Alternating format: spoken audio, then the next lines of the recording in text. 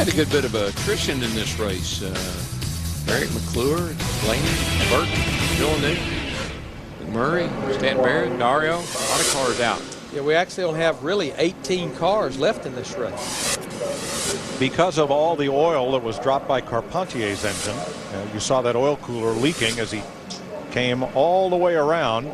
We're under the red flag for cleanup. Meanwhile, Patrick is with Dick Berggren. And what a brave drive for this young man here.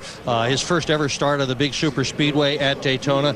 How rough was it trying to hang on to that car when you had the vibration? It was, you know, we had the same thing yesterday in practice, and I kind of knew the tire was going there, start to push a lot, and the front stopped responding and start to get a vibration. I was just riding the wall up the top there.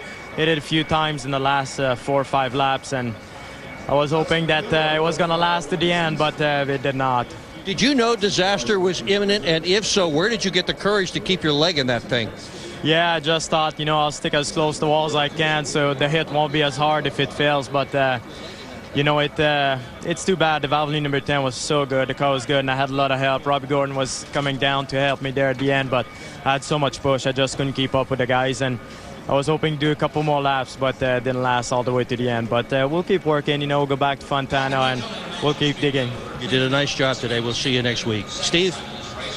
Dick, been listening to the radio communication between Michael Waltrip and Dale Jarrett, his driver.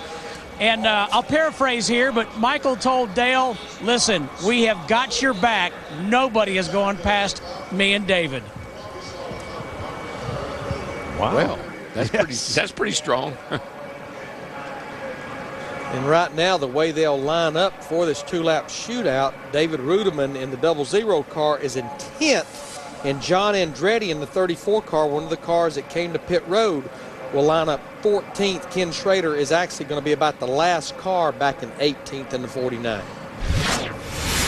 Even during the red flag, Tony Stewart has a little fun.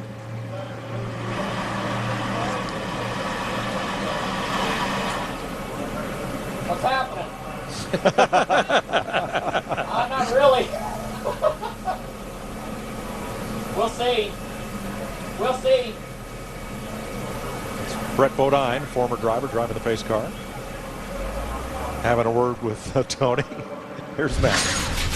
Well, Mike, when you're in an overtime situation and you can see the Speedy Dry truck going down the asphalt, Mark Robertson, the spotter for Tony Stewart, I think has come up with what the real story is for Speed Weeks 2008. It is, after all, he said, the 50th Daytona 500, so they wanted to make everybody think that it's old school in an old way. He said they changed the color of the Speedy Dry, so everybody thought that they were actually racing at the beach. I hope he doesn't quit his day job. Jeff Hammond. Mike, what I'm sitting here thinking, it's gotten a lot cooler from the speed box here. We're really noticing a big drop in the temperature and everything like that. The track temperature's got to be getting a little bit cooler, so there should be a little more grip in the racetrack. So my way of thinking, if I'm the crew chief right now, I want to be talking about the fact that, hey, driver, you know, those old tires, they're going to cool off a little bit. They're going to get a little bit better grip. So we should be okay on this green-white checker scenario. So, you know, just hang with me. We're going to be okay, especially if I'm Dale Jarrett's crew chief. I'd be kind of like trying to pump him up a little bit and let him know maybe this weather will help benefit those old tires. Well, the other thing about old tires now, Jeff, remember this. These engines have quite a bit more horsepower. And you get that speedy dry on your tires, and you come around here and you buzz those rear tires, you could be in big trouble here. So, like always on a green-white checkered, the most important thing for that driver is to get up through the gearbox without any problems. Speed Weeks, of course, is only about half over. Friday night right here on Speed. Tomorrow night, another season of hard-nosed racing. The NASCAR Craftsman Truck Series begins at 7:30 Eastern tomorrow evening, right here on Speed. Got a pretty good little street says they don't play very much. No, they don't.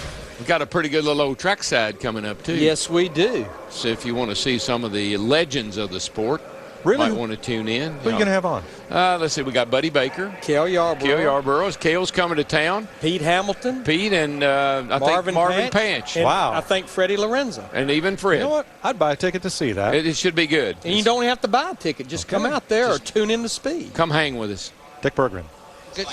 We got a little racing here before all that happens, and we're eavesdropping, listening to Mark Martin, and here is the quote.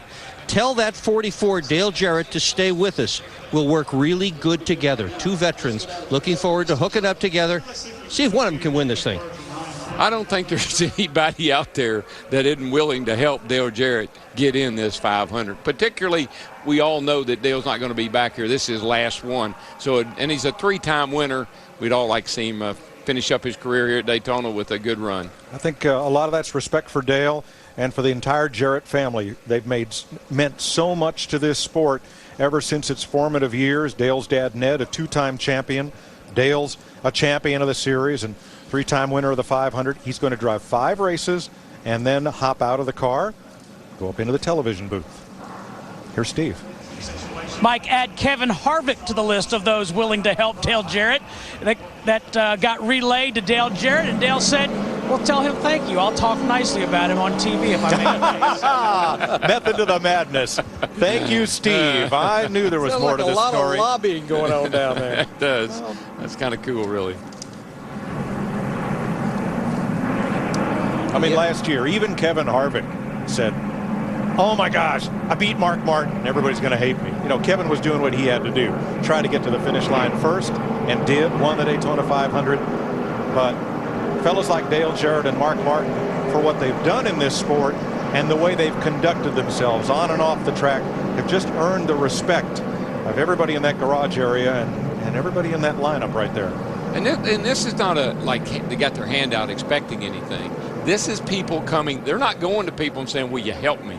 This is people coming to them and saying, we will try to help you if we can. Now, John Andretti's a veteran, and Ken Schrader started on the front row here several times, and they are going to try to get into the Daytona 500 as well. There is Andretti,